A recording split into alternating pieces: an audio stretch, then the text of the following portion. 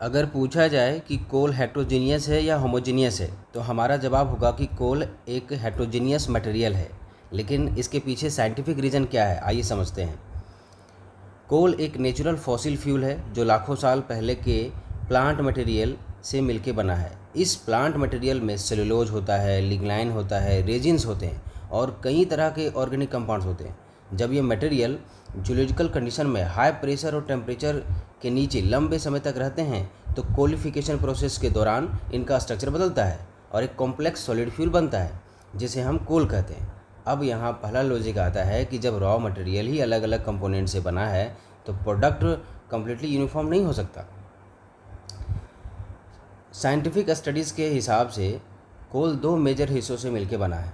पहला organic matter और दूसरा इनऑर्गेनिक मैटर। ऑर्गेनिक मैटर को मैसेरल्स कहा जाता है, जैसे विट्रिनाइट, इनर्टिनाइट और लिप्टिनाइट। और इनऑर्गेनिक पार्ट में हमारे पास मिनरल्स होते हैं, जैसे क्ले, क्वार्ट्ज, पायराइट्स एट्सेट्रा।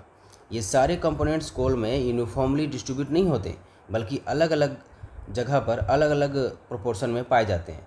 यही नॉन यूनिफॉर्म डिस्ट्रीब्यूशन कोल को हेट्रोजीनियस बनाता है। अगर कोल होमोजीनियस होता तो हर सैंपल का बिहेवियर सेम होता, जैसे कि ग्रॉस कैलोरीफिक वैल्यू सेम होता, एस कंटेंट सेम होता, वोलेटाइल मैटर सेम होता, फिक्स कार्बन भी सेम होते।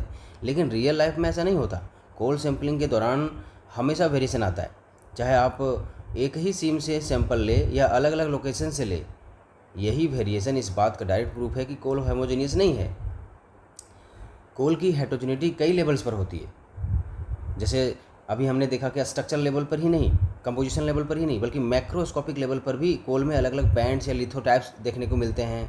और जब इनका माइनिंग करते हैं तो साइज़ के आधार पर भी इनके अंदर हेट्रोजेनिटी देखने को मिलती है, क्योंकि सेम साइज़ की माइनिंग नहीं हो पाती है। माइक्रोस्कोपिक लेवल पर अलग देखें तो मिनरल्स और मिनरल्स दिखते हैं जो कि अलग अलग होते हैं। और केमिकल लेवल पर भी देखें तो फंक्शनल ग्रुप और एलिमेंटल कंपोजिशन भी यूनिफॉर्म नहीं होती। यही कारण है कि कोल का जो कंबशन बिहेवियर है या रिएक्टिविटी कह लें या एनालिसिस रिजल्ट कह लें, हर सैंपल में थोड़ा थोड़ा अलग होता है। तो कोल एक कॉम्प्लेक्स मल्टी कंपोनेंट और नॉन यूनिफॉर्म मटेरियल है जिसकी प्रॉपर्टीज़ एवरेज वैल्यूज़ के रूप में रिप्रेजेंट की जाती है, ना कि एग्जैक्ट यूनिफॉर्म कंपोजिशन के रूप में, क्योंकि ये पूरी तरह से हेट्रोजेनिटी शो करता है।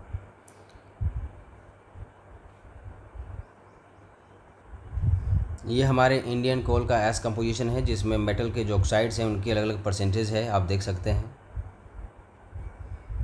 Thank you.